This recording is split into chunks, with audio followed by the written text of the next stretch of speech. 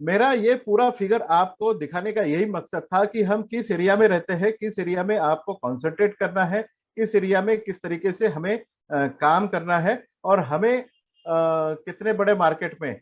एक मैं आपको पहले बता दूं कि अगर आप सब लोग अगर इंडियन मार्केट अगर देखते हैं, तो हमें काम करना कैसे है, एग्रीकल्चर का बिजनेस क्यों करना है, हमें डायमंड किस तरीके से, बहुत सारे सवाल आपके मन में आते होंगे।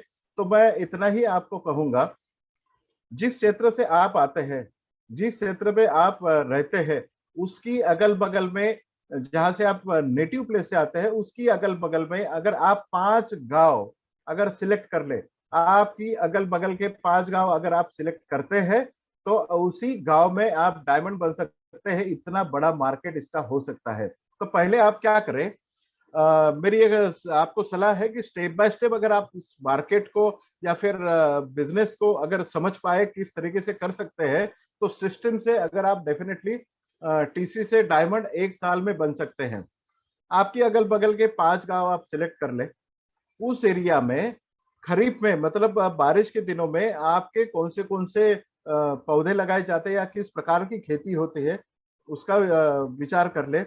कितने खेती में सिंचाई की आपकी सुविधा है, या किस क्षेत्र में सिंचाई की सुविधा नहीं है, ये आप देख ले। क्योंकि एग्रीकल्चर जनरली इंडिया में, भारतवर्ष में 3 सीजन में होता है, खरीफ में, रबी में और समर में। तो खरीफ एंड रबी में टोटली क्रॉप कौन से आपके एरिया में आते हैं, उस क्रॉप में ये बीज बीज लगवाने की प्रक्रिया कब शुरू होती है, बीज लगवाने के बाद में हमारे प्रोडक्ट्स किस किस एरिया में कैसे कैसे चल सकते हैं, ये आप कस्टमर केयर का हेल्प लेके कर सकते हैं। और कितना बड़ा मार्केट, मतलब लोग कौन से मार्केट में लेने जाते हैं, और किस किसान भाइयों को आपको ये प्रोडक्ट बेचने हैं, उनकी लिस्ट तैयार करें, उनके प्रॉब्लम्स को समझे, वो स्टडी करके आप ये उनको प्रॉब्लम सॉल्विंग प्रोडक्ट आप उनको दे सकते हैं, जिसे हम पीएसपी बोलते हैं। ये प्रोडक्ट आप उसे दे सकते हैं, और अपना 1 साल में आप बहुत बड़ा बिजनेस अपनी अगल बगल के 4 गांव में ये कर सकते हैं। तो अपने जो आने वाले प्रोडक्ट है, उस प्रोडक्ट को हम बाय डेफिनेशन तो पेस्टिसाइड नहीं कर सकते, इसको कीटनाशक हम नहीं बोल सकते हैं। क्यों? क्योंकि हमारी दवाइयों से किसी भी कीड़े की जान नहीं जाने वाली है, ये आप समझ लीजिए। मतलब कीड़ों का अंत फिर अपनी दवाइयों से कैसे होता है, या फिर अपनी दवाइयों का फिलोसॉफी क्या है। तो जिस पौधे के ऊपर में हमें छिड़काव करना है, पर जिस पौधे का हमें संरक्षण करना है, उस पौधे का जब हम स्प्रे करते हैं अपनी दवाइयों का, तो किस प्रकार से कीड़ों के ऊपर में इसका इफेक्ट या प्रभाव दिखता है, ये आपको देखना बहुत जरूरी होगा। ये 4 पॉइंट प्रोग्राम आपने सब लोगों ने अपनी दिमाग में डाल लेना है, ताकि आप आपके किसान भाइयों को जब आप मदद करेंगे, जो बताएंगे, तो ये फिलोसॉफी उसे बताना बहुत जरूरी होगा। क्योंकि आपको भी ये समझना पड़ेगा कि अपनी दवाई काम कैसे करती है। जब भी आप किसी पौधे के ऊपर में इस दवाई का छिड़काव करेंगे, कभी भी कीड़ा उस पौधे को या उस खेत में नुकसान करने की कोशिश करेगा, कुछ भी पौधे का फूल फल या फिर पत्ते खाने का कोशिश करेगा, तो उस कीड़े के ऊपर में इसकी क्या इफेक्ट होता है, ये देख लीजिए।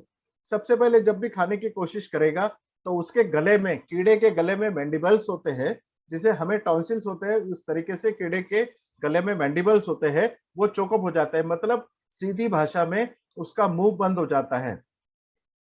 उसके बाद उस कीड़े को ब्रेन स्ट्रोक होता है। उसके बाद उस कीड़े की, मतलब आपके मगज का या ब्रेन का पूरा कंट्रोल आपकी बॉडी के ऊपर से, कीड़े के ऊपर से निकल जाएगा। कीड़ा अपने आप में पैरालाइज हो जाएगा, या फिर उसको पैरालाइज हो जाएगा और कीड़े से पानी की मात्रा बाहर निकल जाएगी कैल्शियम प्लस प्लस के द्वारा। मतलब कीड़े का डिहाइड्रेशन होगा। और इस प्रकार से जब भी छिड़काव होने के बाद में कीड़ा आपके पौधों को नुकसान करेगा, इस तरीके से 24 घंटे के अंतराल में वो कीड़े की मौत हो जाएगी। ना वो खाना खा पाएगा, उसका ब्रेन के ऊपर में कंट्रोल निकल जाएगा, पैरालिसिस हो जाएगा, और उसके शरीर से पानी बाहर निकल जाएगा। इस तरीके से 24 घंटे में कीड़े का अंत होगा। मतलब इसका यह है कि आपने पौधे के ऊपर में छिड़काव आज अगर किया है, तो कल सुबह अगर आप जाके देखेंगे, तो आपको 100% इस कीड़े का अंत हुआ हुआ आपको दिखेगा। इसका मतलब हमने किसी भी कीड़े को नहीं मारा है, कीड़ा अपने आप आया, खाने की कोशिश करी और अपने आप मर गया है। ये 4 पॉइंट प्रोग्राम आप अपने दिमाग में पूरी तरीके से बिठा दीजिए, ताकि आप किसान भाइयों को बताते समय ये फिलॉसफी बताना बहुत जरूरी है।